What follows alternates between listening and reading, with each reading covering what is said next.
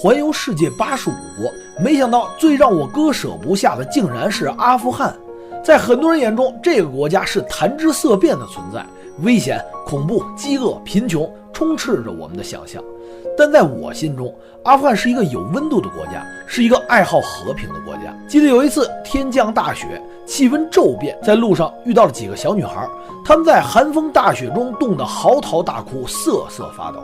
是什么让这些可怜的女孩在这种环境下还要出来工作呢？带她们吃一顿温暖的大餐，相信是对她们早已冰冷的身体最好的救赎。在阿富汗，见到孩子们出来工作早已见怪不怪，而这些孩子们从事的工作大多辛苦而卑微，擦鞋、推车、擦车、祈福，还有在街上要馕饼的。但是在阿富汗，我却见到了唯一的一次下跪要馕的孩子们。几个面容憔悴的小女孩跪在冰冷的地上，眼巴巴地看着路过的人们，只希望在买馕的时候能施舍给自己一个。于是我探访了他们的家，泥泞的道路，危险的归途，好似华山般陡峭的崖壁，让我感受到了做一名阿富汗的孩子是多么的辛苦。因为战火的袭扰，失去了男主人的家庭就失去了经济来源，很多阿富汗的孩子不得不牺牲自己的童年，走上街头，成为家庭的支柱。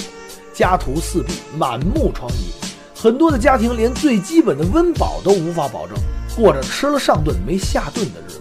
但就是这样的生活，依然可以看到他们脸上挂着灿烂的笑容。这个女孩被网友亲切地称为小红帽，成为了我此次阿富汗之旅最暖心的一幕。几次见到她，飞奔而来抱住纳兰，就像抱住了自己的妈妈。虽然语言不通，但是却用行为建立了深厚的感情。在离别之际，我甚至不敢直视他的眼睛。这个男人本身是我的翻译，但最终却成为了我的兄弟，一起出生入死好几次。率真刚强的直男形象深入我心，这孩子值得。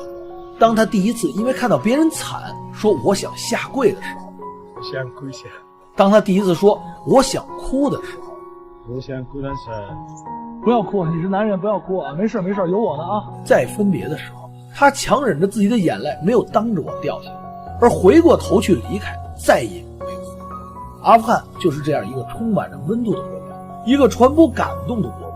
希望在未来，它可以快速地从战火的阴霾中走出来，让更多的孩子离开街头，走进学校，让更多的家庭拥有快乐的笑容。一起加油！